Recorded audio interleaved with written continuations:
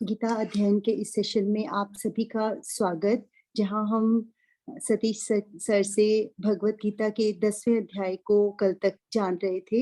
हमने विभूतियों को जाना, अर्जुन के बहुत महत्वपूर्ण प्रश्नों को जाना कि हमें चिंतन करते हुए परमात्मा को कैसे अनुभव करना है, भावों में कैसे लेके आना है। सर को प्रणाम और निवेदन कि आज की कक्षा की शुरुआत करें। बहुत बहुत धन्यवाद। आप सभी को मेरी ओर से प्रणाम। बातचीत आगे चलाते हैं। 10वें अध्याय तक मैं मानता हूं कि समझ में आना चाहिए कि विभूति क्या है, ईश्वर की क्या विभूतियां हैं, उसका अनंत क्या है, इसके बारे में अभी हमें समझ में आ गया होना चाहिए, जिसको हम डे 1 से रिपीट करते आ रहे हैं। ईशावास्यम इदम सर्वम यत्किंच जगत्याम जगत। इन पूरे जगतों के जगत में जो भी कुछ है वह सब ईश्वर से आच्छादित है। ईश्वर उसके अंदर भी हैं, बाहर भी हैं।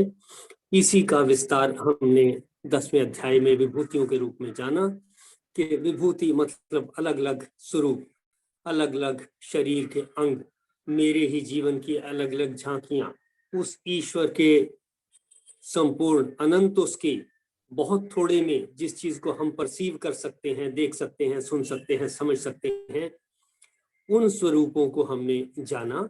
हम 11वें अध्याय में चलते हैं कि अर्जुन अब क्या कहता है। पहले श्लोक में अर्जुन ने कहा, मत अनुग्रहाय, मुझ पर अनुग्रह करते हुए, मत अनुग्रहाय त्वया, आपने,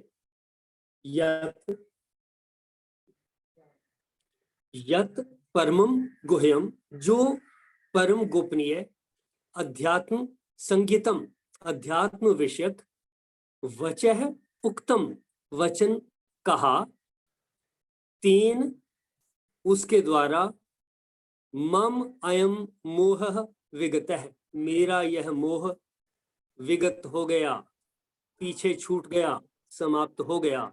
हमें भी ये देखना होगा कि ये जो बातें हमने अभी तक जानी, पिछले अध्याय में जानी, इससे हमारा भी मोह पीछे छूट गया होना चाहिए। कैसे छूट जाएगा मोह? जब हमें पता चलेगा कि हम सब ईश्वर के ही स्वरूप हैं। कोई जन्मता है, कोई मरता है, कोई कहीं उत्पत्ति है, कहीं प्रलय है, ये सब उसी के स्वरूप के अलग अलग अंश हैं। उन्हीं में ये सब चल रहा है। हम सब एक दूसरे से जुड़े हैं।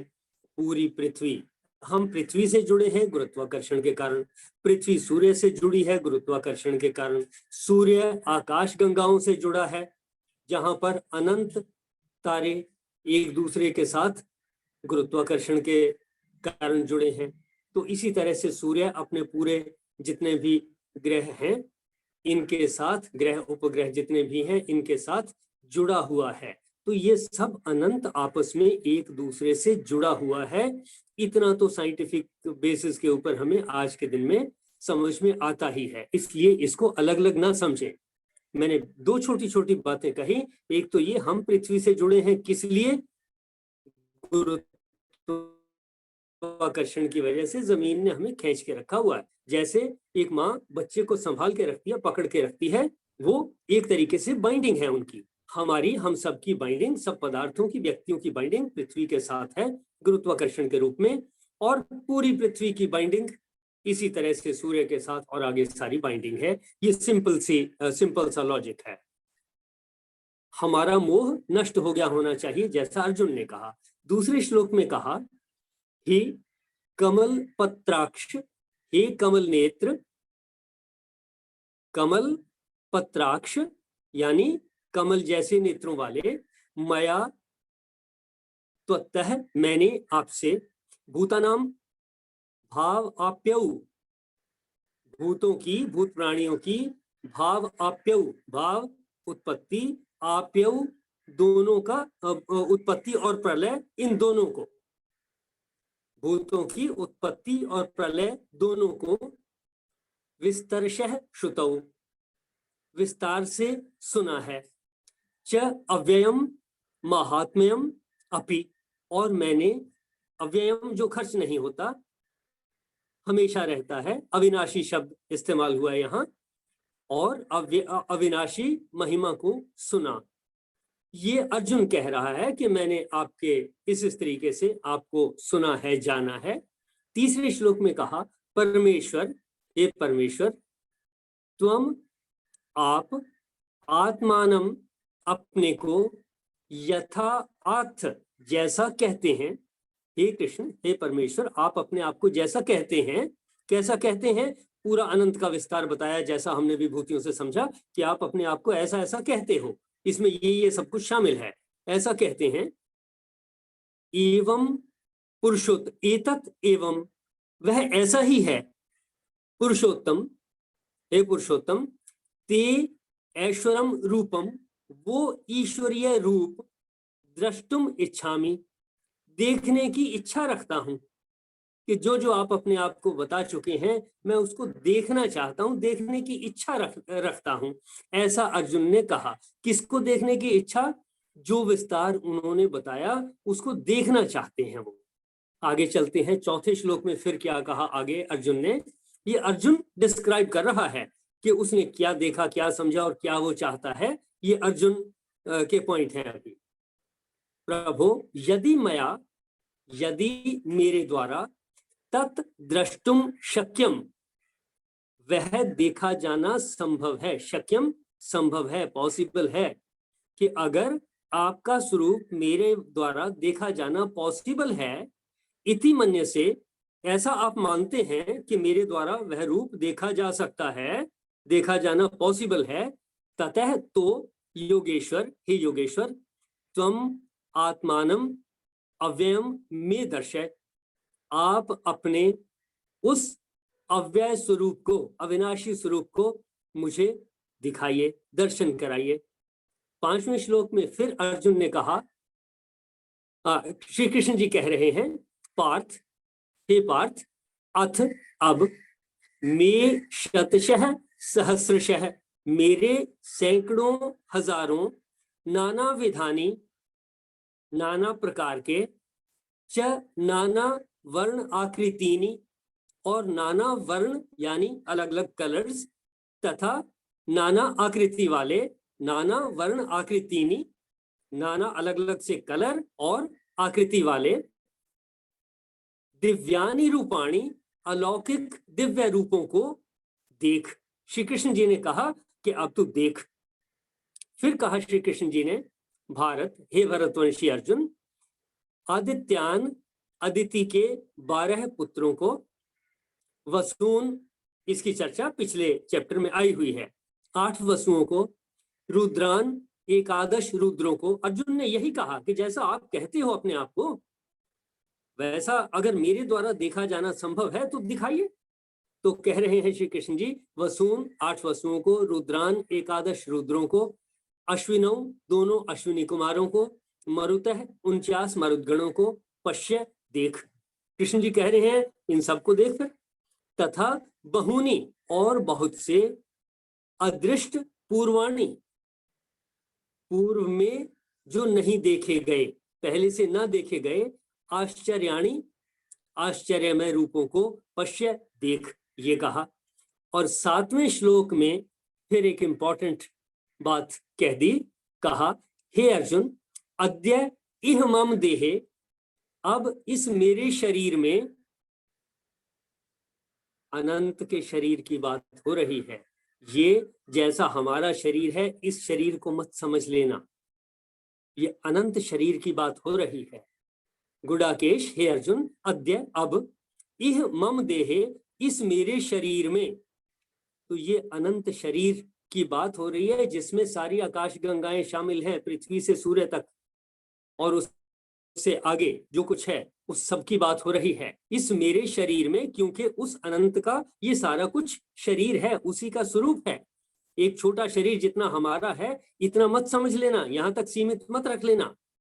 इस इह मम देहे, इस मेरे शरीर में, देह में, एक स्तंभ, एक जगह स्थित, ये पूरा जैसे हमने कहा कि ये सारा अनंत एक ही है, अलग अलग नहीं है, इसमें एक जगह स्थित, सचराचरम, चर और अचर सहित, जड़ और चेतन सहित, कृत्स्नम जगत, संपूर्ण जगत को, कृत्स्नम संपूर्ण जगत, जगत को, पश्य देख, अन्यत च और अन्य को भी देख। ये कहने के बाद फिर सबसे इंपॉर्टेंट यत द्रष्टुम इच्छसि, जिसे तुझे देखने की इच्छा है उस सारे को तू देख। फिर सबसे इंपॉर्टेंट बात 8वें श्लोक में आ गई। श्री कृष्ण जी ने कहा तु माम अनेन स्वचक्षुषा द्रष्टुम एव न शक्यसे, परंतु माम अनेन मुझको इन स्वचक्षुषा अपने नेत्रों द्वारा, स्वचक्षुषा अपने नेत्रों द्वारा, द्रष्टुम देखने में, एव निस्संदेह, न शक्य कैसे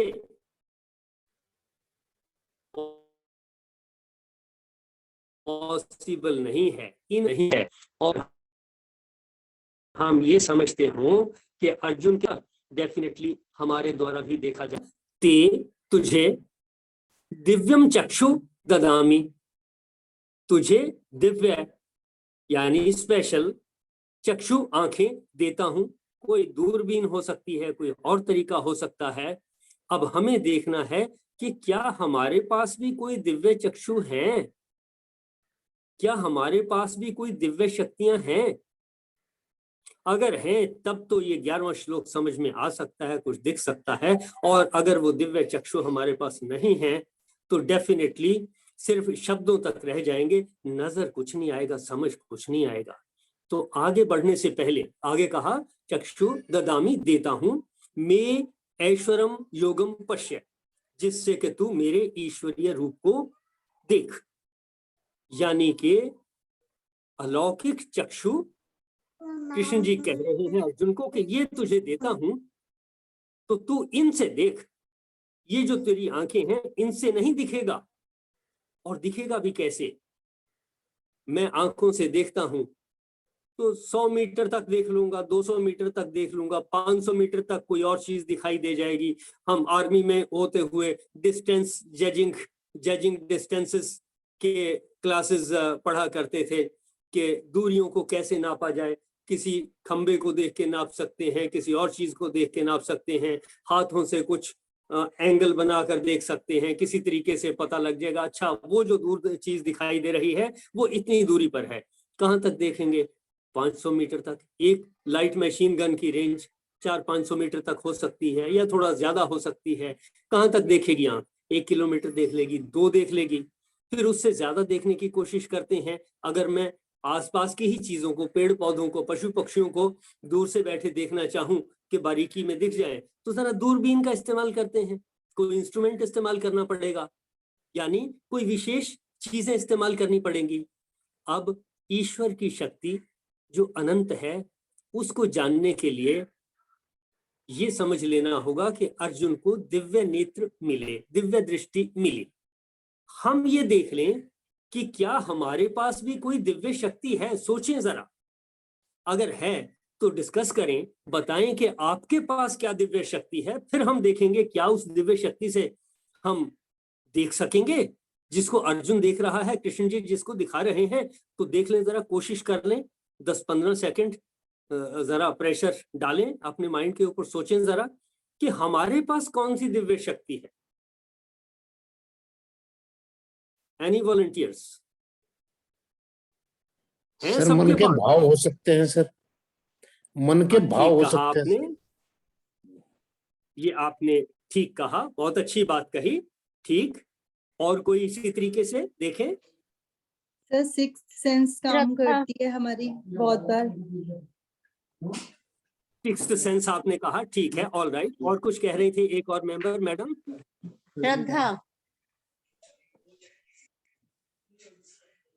श्रद्धा, ठीक है, श्रद्धा शक्ति है, बिल्कुल ठीक। और इसी तरीके से सोच लें मन की शक्ति, हमारे इस तरीके के जितने भी गुण। हाँ जी, समभाव, समदृष्टि, कहें समभाव, समदृष्टि, समदृष्टि, सभी जगह समान दृष्टि से देखना, सभी को समान दृष्टि से देखना। हम कल्पना भी कर सकते हैं कि भगवान हमारे आसपास है, कल्पना में की बिल्कुल शक्ति भी ठीक, हमको बिल्कुल ठीक, ये ठीक बात।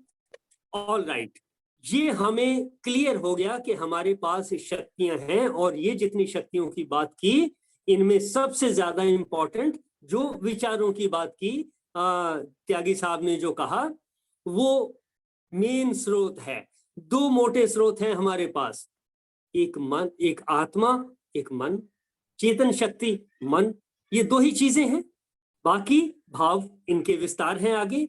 ये कुल मिला के हमारे पास डेफिनेटली अलौकिक चक्षु हैं, अलौकिक शक्तियां हैं।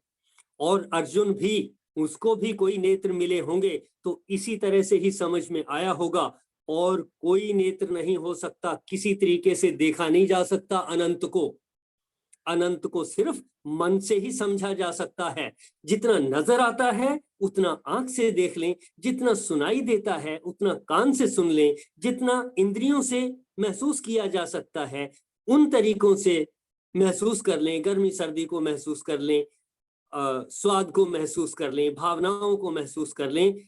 इन्हीं चीजों से समझ में आएगा, इसके अलावा समझ में नहीं आएगा। क्या समझ में आएगा? प्राणी जन्म लेते हैं, मरते हैं, इसी दुनिया में हमारे सामने हर रोज हो रहा है। फिर वो अदिति के 12 पुत्र हों या कोई और हो, मरुदगण हो या कोई और हो, कि वो उत्पन्न हो रहे हैं, बड़े हो रहे हैं, विनाश हो रहा है, ये सब तो हमारे सामने है। कोई चीज यहां नहीं है, किसी दूसरे कंट्री में है। आज वीडियो में भी देख लेते हैं, हम पास पास नहीं बैठे लेकिन हम एक दूसरे से इस लिंक के थ्रू जुड़े हुए हैं, यानी कि ये दिव्य शक्तियां हैं।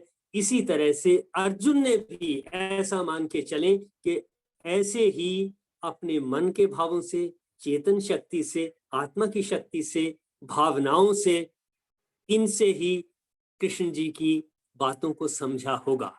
उन्होंने तो कह दिया कि मैं तुझे दिव्य शक्ति चक्षु देता हूं, लेकिन कैसे दिए, कौन से थे, इसका कोई विस्तार भगवत गीता में कहीं पर आया नहीं है। बस इतने में बात खत्म हो गई कि मैं तुझे दिव्य चक्षु देता हूं, इनसे तू देख।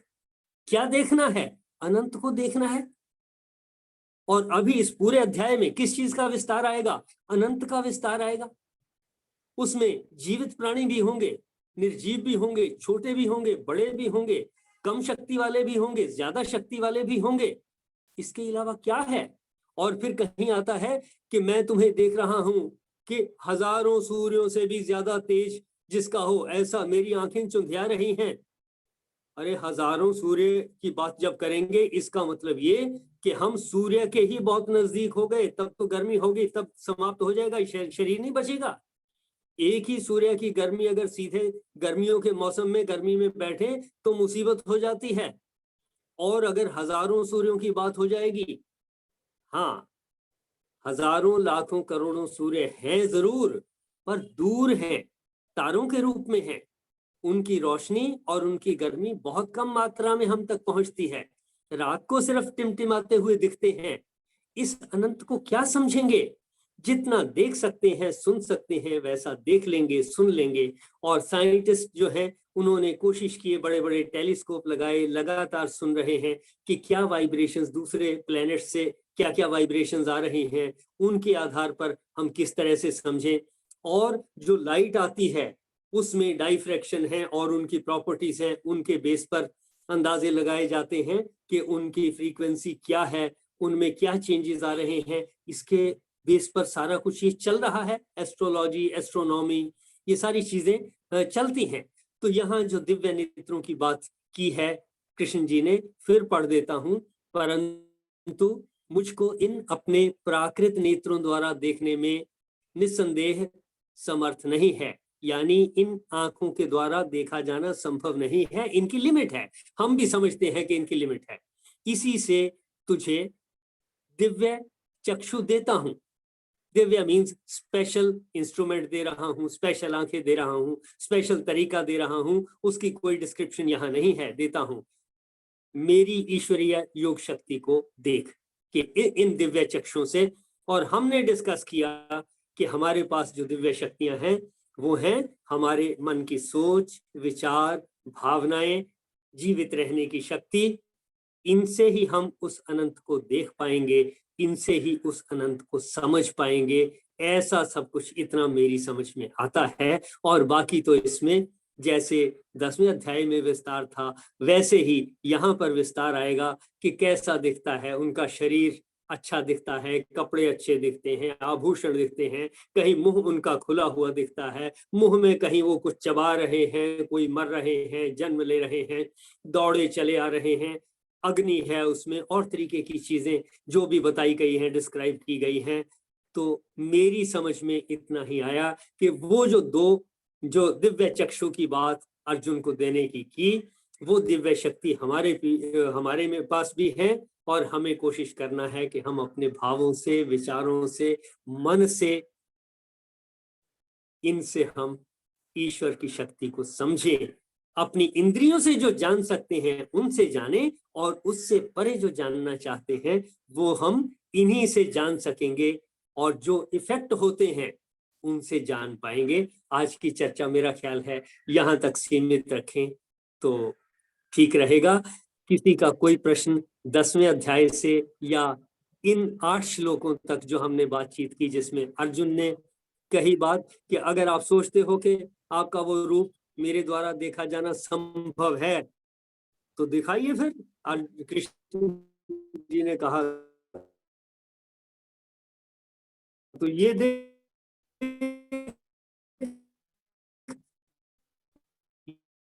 चीजें चक्षु से देख पाएगा। वो दिव्य चक्षु कौन से हैं नहीं बताया, नहीं पता, लेकिन हमने एस्टीमेट लगाया कि क्या हमारे पास भी दिव्य चक्षु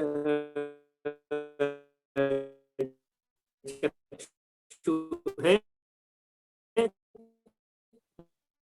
यस, है हमारे पास आत्मा, ये हम समझ पाएंगे। देखिए जरा, आज की चर्चा को यहाँ तक विराम देते हैं। आप अपनी तरफ से जो कहना चाहें वो कहें।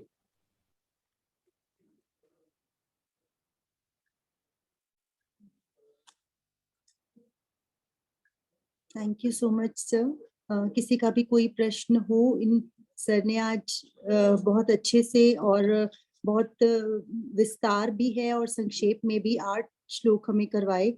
ये अध्याय जानने के लिए हम उत्सुक हैं, क्योंकि ये अभी हमने किसी भी सेशन में ये अध्याय नहीं पढ़ा है, और काफी क्यूरियोसिटी है कि इस चैप्टर में क्या लिखा हुआ है। और वैसे भी विराट रूप के दर्शन आप हमें करवा रहे हैं। पिछले चैप्टर में भी सर ने यही बताया था कि भावों की बात है, और इस चैप्टर में भी यही आ रहा है। सर, वो जो 12वें अध्याय में सगुण और निर्गुण की बात कही थी, वो सगुण से निर्गुण की ओर जैसे लेके जा रहे थे, वही आप शायद यहाँ पे इस चैप्टर में भी हमें समझने को मिल रहा है कि वो भाव से जब आप किसी को देखना चाहते हो तो वो दर्शन बिल्कुल ही अलग होते हैं, जो कि मेडिटेशन। किसी का कोई भी प्रश्न हो अगर तो जरूर अपनी बात रखें। सर ने बहुत अच्छे से एक्सप्लेन किया है इस श्लोक को। सर, सिमरन भी दिव्य दृष्टि में आता है? और हाँ, बिल्कुल आएगा। आप सिमरन का मतलब ये कि जब मुझे ये पता लग गया, मेरे माइंड में ये बैठ गया कि जो मुझे दिख रहा है, जो मेरे संपर्क में है, जो मेरे साथ संवाद में है या विवाद में है, मित्र है या शत्रु है, ये ईश्वर की ही विभूतियां हैं। और जब मैं किसी से मिलूं, मेरे मन में एक दफा अगर ये आ जाए है तो ये ईश्वर का ही एक अंश, ये स्मरण हो गया उसका। फिर चाहे मैं नाम लेके स्मरण करूं कि ये जो नजर आ रहा है ये भी श्री कृष्ण है, ये जो नजर आ रहा है ये भी गुरु की ही शक्ति है, या जो भी जिसको भी मैं मानता हूं, मैं कहूं ये उस अनंत की शक्ति है, यही स्मरण है। और कुछ लोग कहते हैं कि हाँ, स्मरण आप जब कर रहे हैं वो उसका स्मरण है, वो भी एक तरीका है। ऑल राइट, जब आप कुछ और नहीं कर रहे तो खाली जगह बैठे हैं, एक जगह बैठे हैं, तब आप मन में इस तरह से जप यज्ञ से भी, जप करके भी उसका स्मरण कर सकते हैं। लेकिन स्मरण का मतलब रहे ये है, स्मरण रहे कि सब कुछ जो दिखाई देता है, जो हमारे संपर्क में है, वो ईश्वर का ही अंश है। ये है सिमरन। हम सिमरन के भावों को कहीं लिमिटेड उस तक रख लेते हैं, पर जो आपने कहा सिमरन बिल्कुल ठीक, ये भी उसी में है। सर यही हो गया कि हर समय जब हम जिस उसको देखते हैं, उसकी याद करते हैं, तो वही सिमरन हो गया ना फिर। ये सिमरन वही सिमरन हो हो गया, गया, बिल्कुल। नजर आ रहा है स्मरण और रहे कि सब कुछ ईश्वर का अंश है, बस ये है स्मरण। स्मरण रहे ठीक है सर। कि जिसके हम संपर्क में हैं वो सब ईश्वर के ही स्वरूप हैं, उसी की विभूतियां हैं। सर एक अध्याय में कल एक आ गया था कि कर्म कर, फल की इच्छा मत कर, तो भी तू मुझे प्रिय है, तो भी तू मुझको पा सकता है। तो क्या ये भी इसी से रिलेटेड है कि अगर तू कर्म करता है और फल की इच्छा नहीं करता तो भी तू मुझको पा सकता है? देखिए, ये पा सकने को हम पहले समझ लें। पा सकने का मतलब एक तो ये है कि मेरे हाथ में कुछ आ जाए, मेरे बैंक अकाउंट में कुछ आ जाए, मेरे घर में कुछ आ जाए, कोई एसी आ जाए, फ्रिज आ जाए, टीवी आ जाए, मेरे घर में परमात्मा आ जाए। परमात्मा को पा लेने का मतलब मेरे घर में परमात्मा आ जाए, मेरे पास परमात्मा आ जाए, या मैं परमात्मा के पास पहुंच जाऊं। नदियां समुद्र में पहुंचती हैं, समुद्र को पा लेती हैं। तो पा लेने का मीनिंग इस तरह से अगर हम समझते हैं कि या तो हम उस अनंत तक पहुंच जाएं, या वो अनंत हमारे पास आ जाए। ना तो अनंत हमारे पास आ सकता है, लेकिन हम अनंत के साथ जुड़े ही हुए हैं, पाया ही हुआ है। हाँ जी, हमने हम उस तो अनंत को, हाँ जी, यही कहें। कहने का मेरा मतलब था ना कि भाई हम पा सकते हैं परमात्मा को, यानी कि हम उनसे जुड़े हुए हैं। हाँ बिल्कुल ठीक, हम जुड़े ही हुए हैं। ये सिर्फ हमें ध्यान में आ जाना चाहिए। आज मैंने कहा हम पृथ्वी से जुड़े हैं, कैसे गुरुत्वाकर्षण से जुड़े हैं। पृथ्वी सूर्य से जुड़ी है, कैसे गुरुत्वाकर्षण से जुड़ी है। सूर्य आकाश गंगाओं से जुड़ा है, कैसे गुरुत्वाकर्षण से जुड़ा है। हम ईश्वर से जुड़े हैं, कैसे भावों से जुड़े हैं, गुरुत्वाकर्षण से जुड़े हैं, अटैचमेंट से जुड़े हैं, कि वो सर्वशक्ति है, इससे जुड़े हैं। यानी हमें पा लेना है ऐसा सोचने की जरूरत नहीं है, वो मिला ही हुआ है, हम उसके अंश ही हैं। लेकिन अगर हम जो काम हमने करने हैं, जो हमारी रिस्पॉन्सिबिलिटी है, उन कामों को हम अच्छे से करते हैं, ये मान के करते हैं कि जो चारों तरफ है उसको मुझे ध्यान रखना है कि मेरा अपना फायदा, परिवार का, समाज का, वातावरण का फायदा हो, सबका फायदा हो, सर्वजन हिताय हो। तो ये सारे काम ईश्वर की ही पूजा में हो रहे हैं। ईश्वर हमें पहले ही मिला हुआ है, मुझे तो उसके अंगों का संरक्षण ही करना है। भाव की बात है बस। आपने जो समझा बिल्कुल ठीक समझा। धन्यवाद।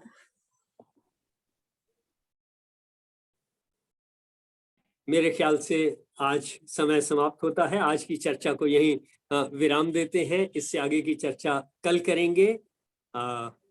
मेरी ओर से आप सबको बहुत बहुत धन्यवाद और आप सबको प्रणाम।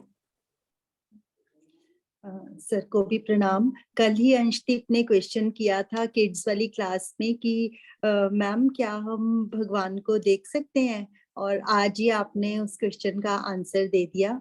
अंशदीप, आपको ये वाला रिकॉर्डिंग भेजूंगी, आपने लेट ज्वाइन किया था, आप सुनोगे तो आपके क्वेश्चन का आंसर आपको मिल जाएगा। इसी के साथ समापन की ओर बढ़ते हैं। ओम पूर्णमदः पूर्णमिदं पूर्णात् पूर्णमुदच्यते पूर्णस्य पूर्णमादाय पूर्णमेवावशिष्यते। ओम शांति शांति शांति। ओम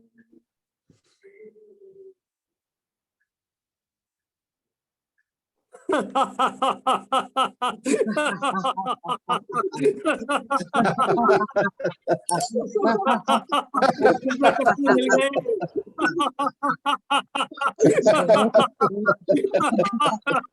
ढूंढते रहते नहीं थे, दिव्य चक्षु मिल गए आज।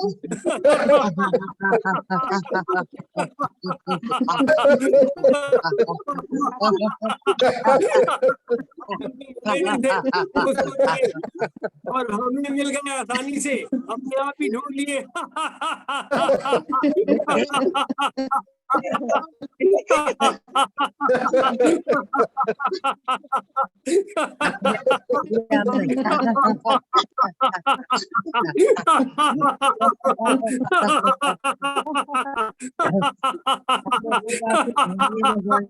वो अनंत मिल गया, हम उसी के हिस्से हैं।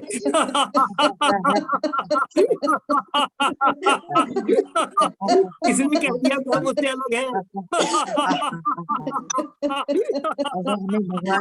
उसी ने हमें संभाल रखा है, उसी ने दिलीप को रखा है।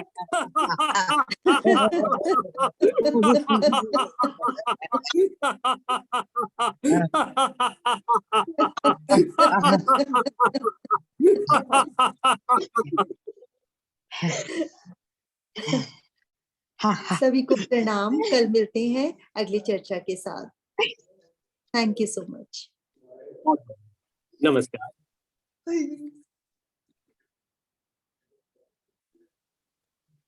जो लोग मेडिटेशन के लिए रुकना चाहें वो रुक सकते हैं।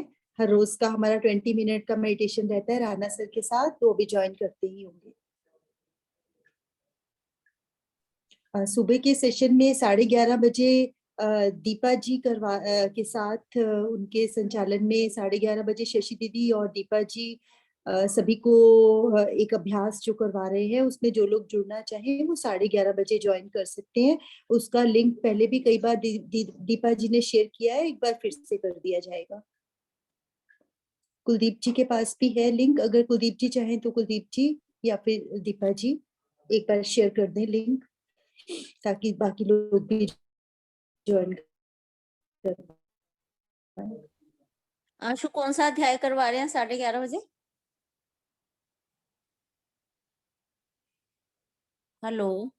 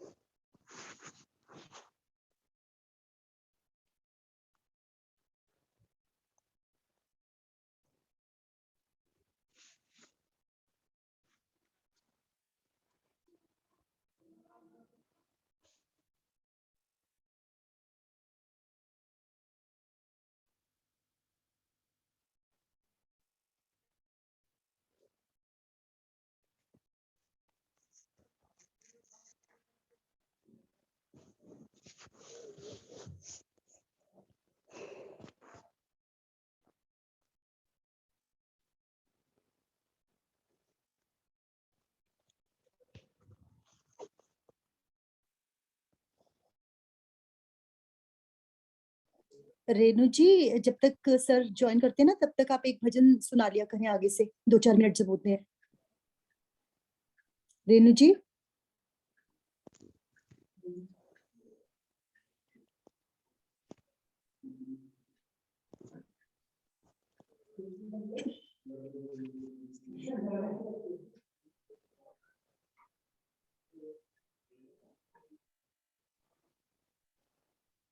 हाँ जी सर, करें शुरुआत।